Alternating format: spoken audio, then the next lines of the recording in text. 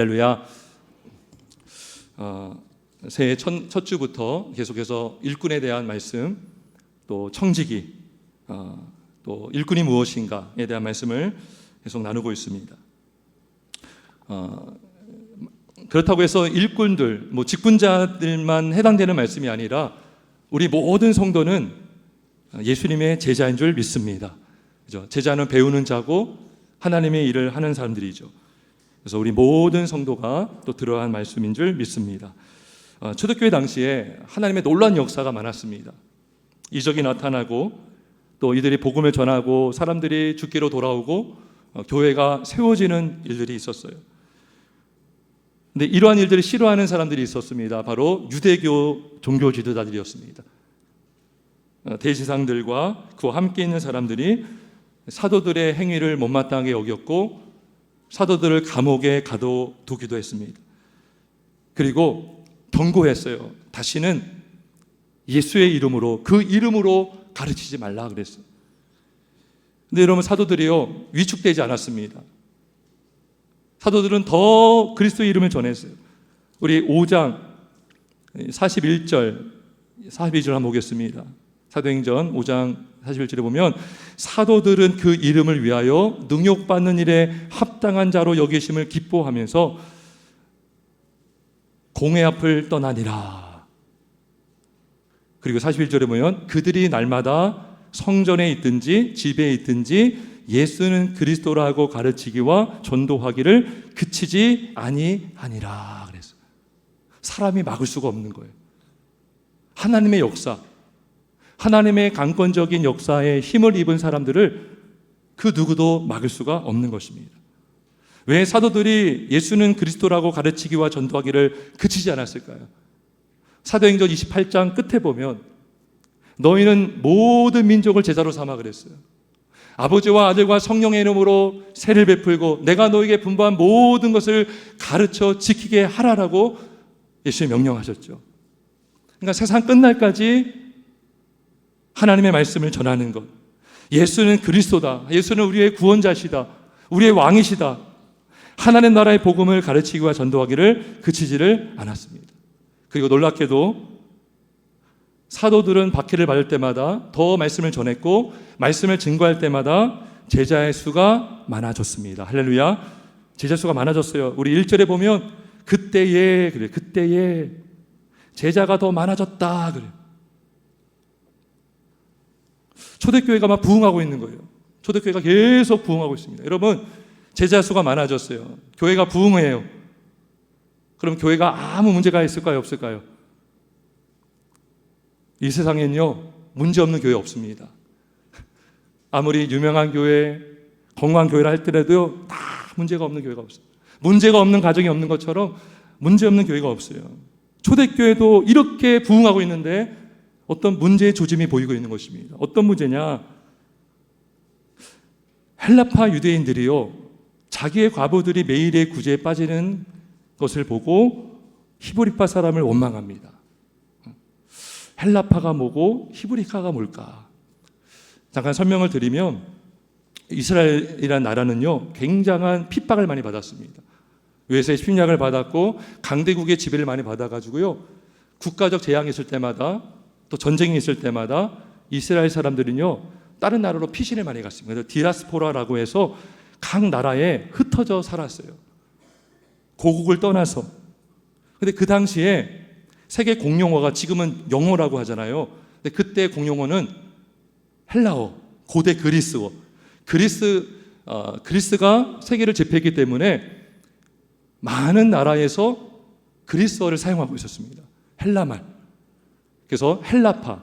이 사람들이 유대인이었지만 헬라어를 사용했던 사람들인데 근데 이들이 외국에 나갔지만 절기 때마다 예루살렘으로 모였습니다. 이스라엘은 3대 절기가 있어요. 그때마다 예루살렘에 모여서 절기를 지키는데 예루살렘에 와서 복음을 듣고 예수님의 사람이 된 사람들이 있어요. 그들이 교회에 들어가게 된 것입니다. 그러니까 초대교회에 헬라 지역, 외국에서 있었던 유대인들이 예루살렘에 와서 복음을 듣고 그리스도인이 된 사람들, 그 다음에 원래 유대교인이었다가 예수 믿는 사람들이 섞이게 된 것입니다. 한 교회 안에 헬라파 그리스도인들과 히브리파 그리스도인들이 섞이게 된 것입니다. 근데 구제를 교회에서 하는데 헬라파에 속한 과부들이 구제에 빠짐으로 히브리파 사람들을 원망하게 한 거예요. 원망하게 된 것입니다. 문제가 막 생기고 있어요. 자, 이때 사도들이 빨리 조치합니다. 모든 제자를 다 불러 모읍니다. 불러 모으면서 몇 가지를 얘기합니다. 먼저는 뭐냐면 제자들에게 말합니다. 우리가 하나님의 말씀을 제쳐놓고 접대를 일삼는 것이 마땅하지 않다 그래요. 접대가 뭔가? 원어를 보면 음식, 식탁. 그러니까 어려운 이웃들에게 음식을 나눠주는 일을 사도들이 직접 한 거예요. 초대교회는 인원이 적으니까 일꾼이 많이 없었을 거 아닙니까? 이 일을 계속 했는데 교회가 부흥이 되고 사람들이 많아지면서 어려운 사람들이 많아지면서 이 일을 다 감당하지 못하고 있는 거예요. 그러니까 누수가 생기는 거예요. 누구는 받았는데 누구는 안 받는 사람이 있고, 그러니까 원망하는 일들이 생기는 거예요. 자, 그래서 사도들이 제안한 게 뭐냐니까 일꾼을 택하라 그래요. 일꾼을 택하라. 그래서 구제하고 접대하는 일을 그들에게 맡기겠다.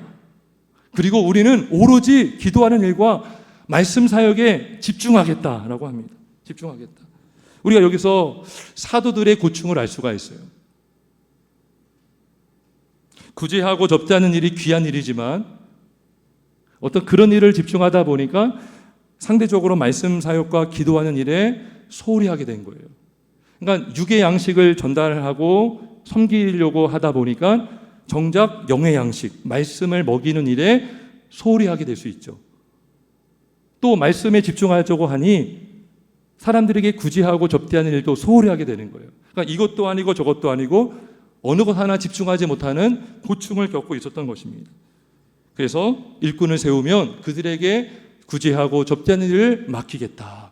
그들을 세워라 라고 한 것입니다. 그러니까 이것은 사도들이 자기의 안위를 위해서 세운 게 아니죠. 제안한 것이 아닙니다. 자기들이 편하라고 한 것이 아니라 더 본인들이 말씀과 기도에 집중하기 위해서 세운 것이고, 그리고 일꾼을 세우면 그들을 통해서 어려운 사람들을 돕고 세우는 일에 더 집중할 수 있게 하기 위한 것이었습니다. 우리가 지난번에 집사가 뭐라고 했죠? 봉사에서 그 집사라는 말이 나왔다 그랬죠. 여기 1절에 보면 구제, 매일의 구제, 이게 여기서 집사라는 단어가 나왔어요. 그래서 오늘 사도행전 6장 요 1절에서 7절은 오늘날 보통 안수집사, 그죠? 집사의 기원을 잘 보여주고 있는 것입니다. 그래서 이 말씀 사역에 집중하고 일꾼을 세워서 그들로 하여금 구제하도록 사람을 세워야 된다라고 한 것이었습니다. 부산에 그 수영로 교회라고요, 아주 큰 교회가 있습니다. 예전에 정민도 목사님이 목회하시고 후임으로 오신 분이 바로 이규호 목사님이신데요. 그분이 오래전에 시드니, 호주의 세순교회를 개척하셨어요. 20년 목회하시고 그곳으로는 청빙에 오셨는데 그분이 쓴 책을 제가 한번 읽어본 적이 있습니다. 그분이 이제 개척 초기에 한 경험을 이렇게 적어 놓았더라고요. 호주 사람들은요, 이렇게 막 해외도 많이 나가기도 하고 출장도 가기도 하고 또 한국에 갔다가 다시 호주에 오고 귀국하고 출국하는 일이 많습니다. 그러다 보면 짐을 많이 싣고 공항에 가야 됩니다. 근데 뭐 주변에 뭐 아는 사람도 없으니까 이 목사님이 그 일을 막 해준 거예요. 막.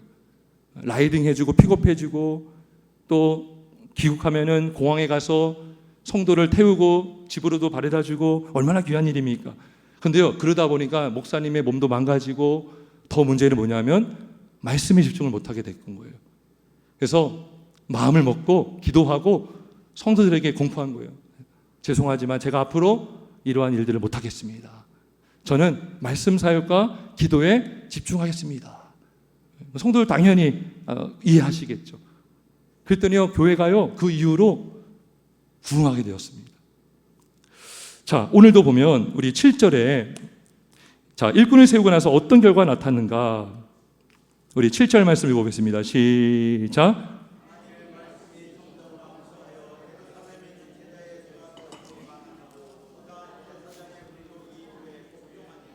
아멘, 아멘. 그러니까 요 이후로 뭐 과부들이 구제에 빠졌다라는 원망이 안 나와요. 그리고 사도들은 기도와 말씀에 집중함으로 말씀이 더 점점 왕성하게 되어서 제자의 수가 더 많아지고, 심지어 제사장들, 유대교에 있었던 제사장들의 무리도 이 도에 복종하게 된 것입니다. 자, 그러면 우리는 오늘 이 설교에 그러면 과연 일꾼은 누구를 세워야 되는가? 여기에 집중하려고 합니다. 어떤 사람을 일꾼으로 세우는가? 자, 우리 3절 한번 같이 있습니다. 3절, 오늘 3절에 지금 집중하려고 합니다. 3절 같이 있습니다. 시작.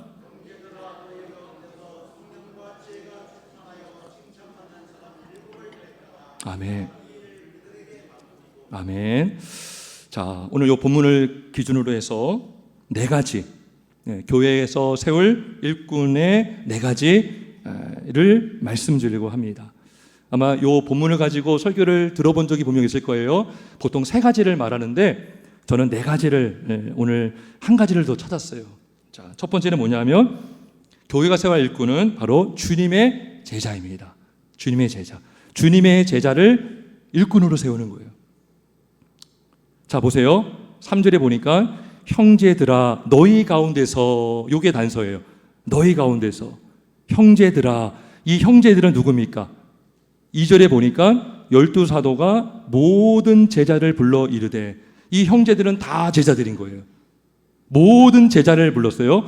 모든 형제를 부른 가운데 너희 가운데서, 그러니까 너희 제자 가운데서 일꾼을 세우라는 거예요. 그러니까 일꾼은 뭐냐? 제자 가운데 세워진 제자입니다. 제자.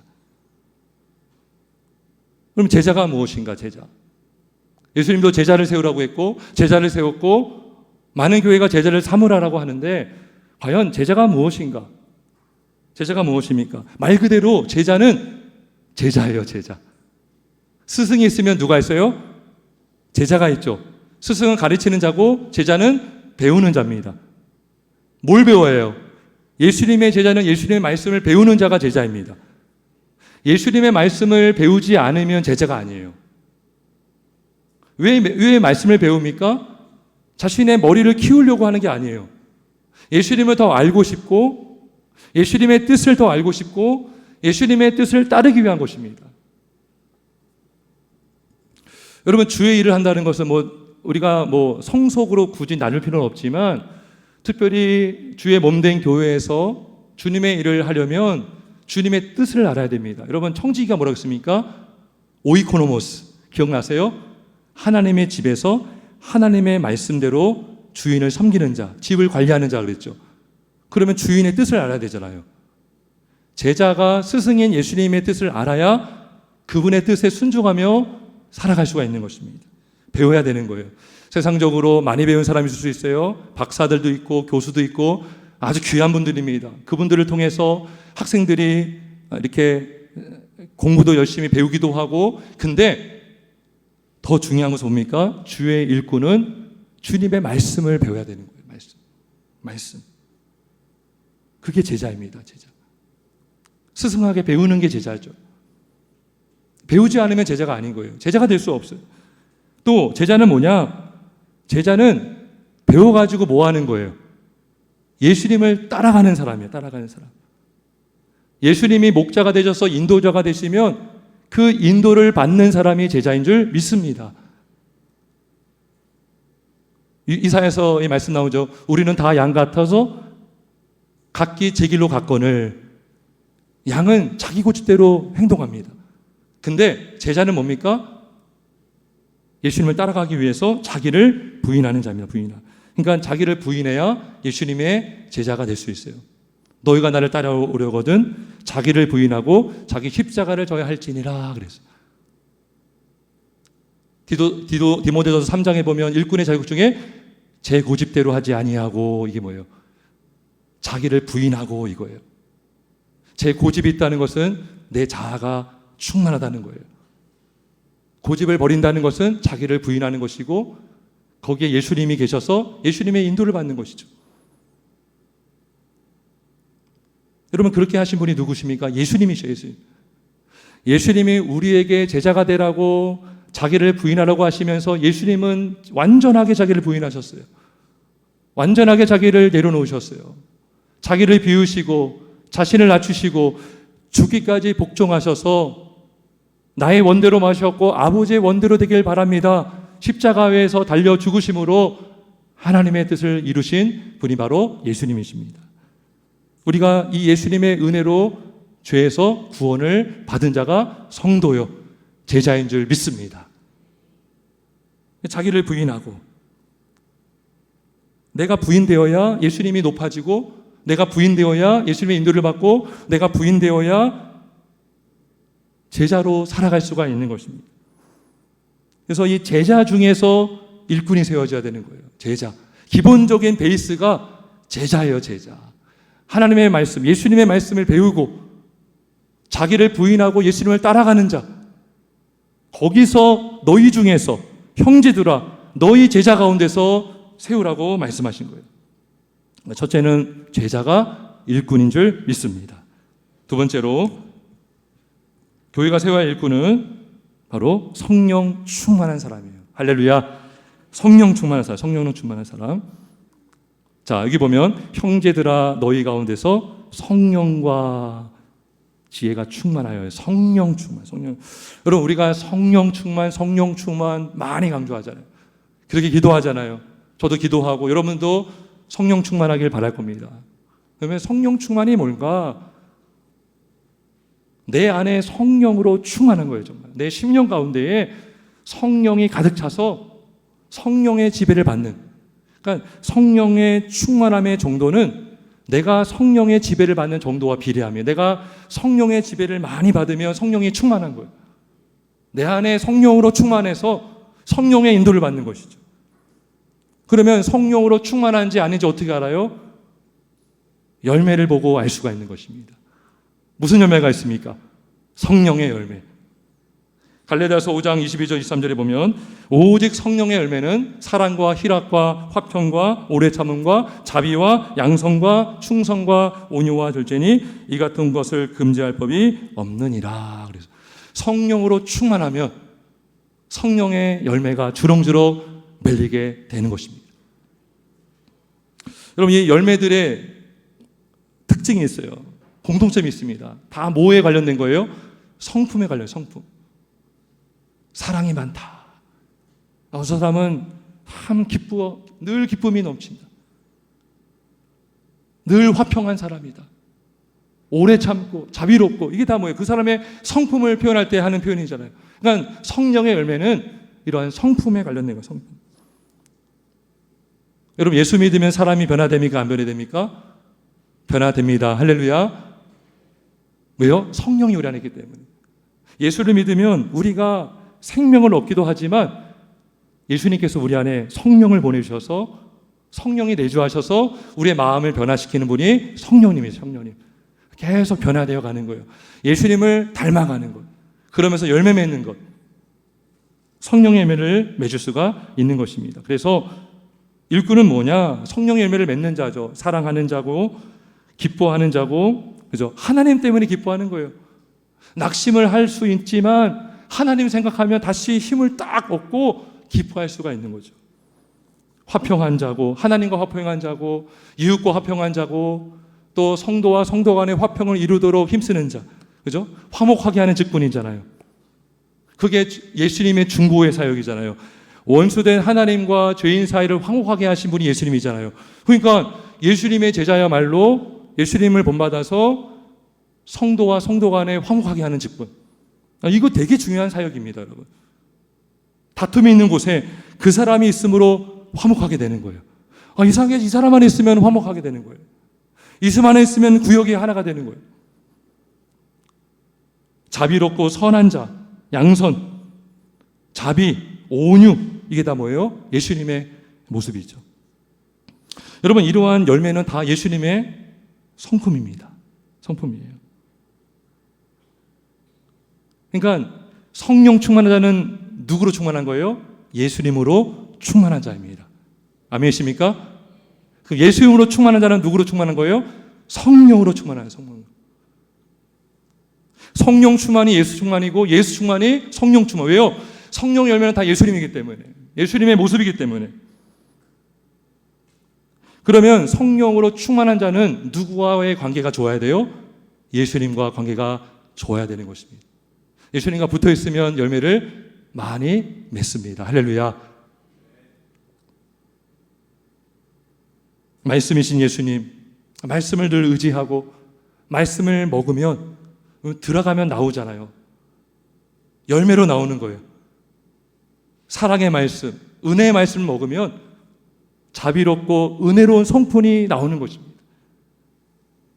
예수님과 동행하면 성령의 열매를 맺을 수가 있는 거예요.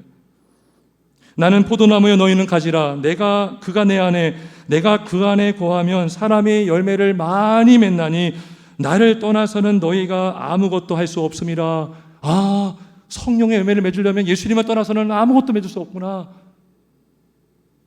예수님을 떠나서는 성령의 열매가 맺을 수가 없는 거죠. 예수님과 붙어 있어야, 예수님께 붙어 있어야, 예수님과 교제가 깊어야 성령의 열매를 맺게 되는 줄 믿습니다. 그리고 기도하는 것이죠. 구하라, 두드리라, 찾으라. 그래야만 너희에게 좋은 것, 성령을 주시겠다 그랬어요. 성령을 우리가 구하는 것입니다. 이미 우리 안에 성령이 있지만 성령 충만을 구하는 것이죠. 성령으로 충만함으로 더 예수님의 뜻을 따르고 그분을 닮아가는 그 신자의 모습. 우리 예수님도 공생의 기간 동안에 늘 성부 하나님과 충만하셨어요. 교제가 깊으셨고 항상 성령님과 성부, 성자, 성령님은요 항상 하나자예요. 하나. 긴밀한 관계 가운데에 서로 사랑하시고, 그래서 예수님은 열매 맺으시고 기도하시고 성령 충만한 삶을 사셨습니다. 우리가 예수님과 동행하고 성령을 의지하고 기도하고 말씀을 의지하면 성령 충만한 일꾼이 될 줄 믿습니다. 그래서 성령 충만한 사람이 바로 일꾼이 되어야 되는 것입니다. 일꾼. 세 번째로 교회가 세워야 할 일꾼은 바로 지혜가 충만한 사람이에요. 지혜가 충만한 사람. 지혜가 충만한. 3절에 보면 성령과 지혜가 충만하여. 여러분 지혜가 뭘까요? 지혜. 똑똑하다는 것은 알 거예요. 세상에 똑똑한 사람 너무나 많아요. 근데요, 십자가의 도가 멸망하는 자들에게는 미련하다 그랬어요. 하나님의 약하심이 사람보다 지혜롭다, 강하다 그랬어요. 십자가는 세상에 볼 때는 미련하고 어리석은 행동이에요. 근데 그것이 하나님의 지혜라는 것이죠. 그러니까 하나님의 지혜를 말하는 것입니다. 하나님의 지혜. 하나님의 지혜. 이 지혜는 인간의 지혜가 아니에요.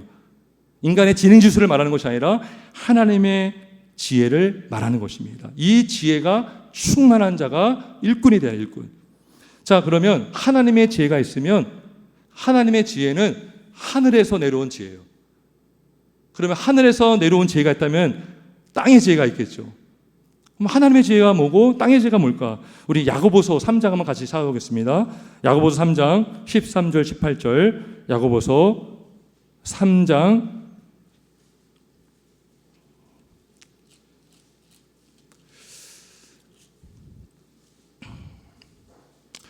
신약성경 373쪽입니다. 373쪽.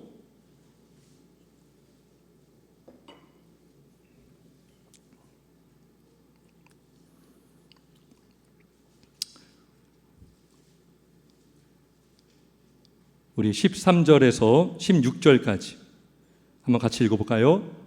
야고보 3장 13절에 16절 시작. 너희 중에 지혜와 총명이 있는 자가 누구냐? 그는 선행으로 말미암아 지혜의 온유함으로 그 행함을 보일지니라. 그러나 너희 마음속에 독한 시기와 다툼이 있으면 자랑하지 말라. 진리를 거슬러 거짓말하지 말라. 이러한 지혜는 위로부터 내려온 것이 아니요 땅의 것이요 정욕의 것이요 귀신의 것이니 시기와 다툼이 있는 곳에는 혼란과 모든 악한 일이 있음이라. 아멘.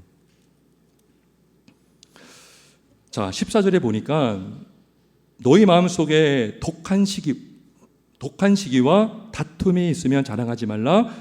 또 거짓말하지 말라 그럽니다. 이것은 땅의 것이다. 하나님의 것이 아니라 땅의 것이고 정욕의 것이고 심지어 귀신의 것이다. 귀신이 뭐예요? 여러분, 귀신이 섬기는 자가 누굽니까? 귀신의 왕이 마귀예요. 마귀가 악한 것의 왕이거든요. 그러면 귀신은 마귀의 졸개들이죠. 마귀는 처음부터 사인자요, 거짓말하는 자요, 거짓의 압인데, 그러니까 귀신의 것이 뭐예요? 거짓말하는 거예요. 거짓말. 여러분, 자기의 뜻을 이루기 위해서 거짓말하고 다투고 시기하고, 이게 다 뭐예요? 자기가 머리를 쓴다고 하지만 이 지혜는 어디서 나온 지혜예요? 땅에서 나온 지혜예요. 마귀가요, 하나님을 그렇게 싫어하고 미워하고 시기합니다. 하나님의 사람들이 많아지는 것 싫어해요. 왜요? 자기에게 종이었던 자가 뺏기는 거잖아요. 그죠? 어둠의 권세 아래 있었던 죄인들이 예수를 믿음으로 예수님의 나라의 백성이 되는 것, 그걸 얼마나 싫어합니까? 그러니까 이 땅의 지혜를 우리가 구하면, 교회가 만약에 그 지혜를 구하고 성도가 그 지혜를 구하면 교회는요, 하나 되지 못하는 거예요. 그죠? 서로 다투게 되고 서로 거짓말하게 되고, 여기 나오잖아요. 16절에 보면 다툼이 있는 곳에는 혼란과 모든 악한 일이 있습니다. 그래서 그럼 하나님의 영광을 가리는 거예요. 이게 뭐예요? 땅의 지혜인 것입니다. 우리가 구할 것은 뭡니까? 우리가 충만해야 될 지혜가 충만하다는 것은 이 땅의 지혜가 아니라 하나님의 지혜인 것입니다. 지혜의 지혜는 뭐냐? 17절, 18절, 야고보 3장 17절, 18절 있습니다. 시작. 첫째 성결하고 다음에 화평하고 관용하고 양순하며 긍휼과 선한 열매가 가득하고 편견과 거짓이 없나니 화평하게 하는 자들은 화평으로 심어 의의 열매를 거두느니라. 아멘. 아멘. 보세요. 성결, 거룩, 그 다음에 화평, 관용, 양순, 긍휼, 선한 열매 가득, 편견과 거짓이 없다. 이게 뭐예요? 다 하나 되게 하는 거예요. 그죠? 이러한 자가 하나님과 관계가 좋고, 하나님과 관계가 좋은 자는 이웃과 관계가 좋고, 그래서 하나 되게 하는 거죠. 거짓이 없다. 앞에서와 다르죠. 앞에서는 거짓말하는 자인데 하나님의 지혜를 받은 자는 거짓이 없고 편견이 없다. 이러한 지혜가 교회를 하나 되게 하는 것입니다. 교회 일꾼은 뭐냐? 이 지혜로 충만한 자예요. 성령이 하나 되게 하신 것을 힘써 지키는 자, 하나님의 지혜를 구해서 내가 먼저 하나님과 화목하고 성도와 화목하고 성도 간의 화목을 이루게 하는 자, 화목하게 하는 직분, 그게 바로 일꾼인 줄 믿습니다. 여러분, 이 지혜로 충만한 분이 누구십니까? 예수님이십니다. 할렐루야. 우리 예수님 자체가 지혜예요. 지혜. 예수님은 지혜의 자체예요. 자체. 지혜의 전부가 되십니다. 전부가 되세요. 예수님은 곧 말씀이신데 말씀이 육신이 되어 우리 가운데 거하셨는데 말씀이 다 지혜의 말씀이에요. 다 지혜의 말씀. 사람을 살리는 말씀이 뿐만 아니라 이 말씀이 우둔한 자를 지혜롭게 하는 말씀인 것입니다. 시편 19편에 우리가 그때 암송했잖아요. 여호와의 증거는 확실하여 우둔한 자를 지혜롭게 한다 그랬어요. 눈을 밝게 하는도다 그랬어요. 우리가 말씀을 의지하고 말씀을 의지하는 것이 예수님 의지하는 것이죠. 그리고 예수님과 관계가 좋으면 성령도 충만하지만 지혜도 충만한 줄 믿습니다. 지혜가 충만한 거예요. 말씀으로 충만하기 때문에. 그리고 기도하면 그 지혜가 더 충만할 줄 믿습니다. 너희 중에 누구든지 지혜가 부족하거든 모든 사람에게 후히 주시고 꾸짖지 아니하는 하나님께 구하라. 그러면 주시리라. 믿음으로 구하고 조금도 의심하지 말라 그랬어요. 성령 충만, 지혜 충만은 결국 말씀과 기도로 예수님과 연합되고 예수님과 관계를 맺고 예수님과 동행하는 자에게 주시는 하나님의 선물이요 은혜인 줄 믿습니다. 예, 말씀과 기도. 그래서 지혜와 성령으로 충만한 자가 일꾼인 줄 믿습니다. 마지막으로 교회가 생활 일꾼은 누군가? 바로 칭찬받는 사람이에요. 칭찬받는 사람. 우리 첫 번째가 뭐였습니까? 제자. 두 번째가 뭐로 충만? 성령 충만. 두 번째가 지혜 충만. 네 번째 칭찬받는 사람. 기억하세요. 칭찬받는 사람. 자, 3절 볼게요. 3절에 다시 아까 사도행전 6장 3장 보면 자, 성령과 지혜가 충만하여 칭찬받는 사람 7을 택하라. 그래, 칭찬받는 사람. 평판이 좋은 사람을 말하는 것입니다.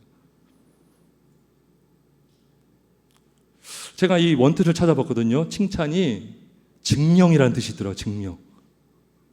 증명된 사람이 칭찬받는 사람이에요. 검증된 사람, 우리 그런 말 하잖아요. 아, 이 사람은 틀림없어. 이 사람은 검증된 사람이야. KS 마크야. 이런 말 하잖아요. 그러니까 칭찬받는 사람은 뭐예요? 검증된 평판이 좋은 사람을 말하는 것입니다. 그러니까 교회를 단순히 오래 다녔다고 해서 어떤 봉사를 했다고 해서 세워지는 것이 아니라 그러면서 동시에 평판이 좋아야 되는 거예요. 여러분, 자기 만족을 위해서 교회 다니는 사람이 있습니다. 자기 만족을 위해서 예배하는 사람이 있어요. 나만을 위해서. 그러다 보면은요, 이기적인 생활을 할 수가 있겠죠. 섬김을 받기만을 바랄 수도 있겠죠. 근데 뭐요? 칭찬되는 사람 뭡니까? 정말 하나님께도 인정받지만 사람들에게도 인정을 받는 거예요.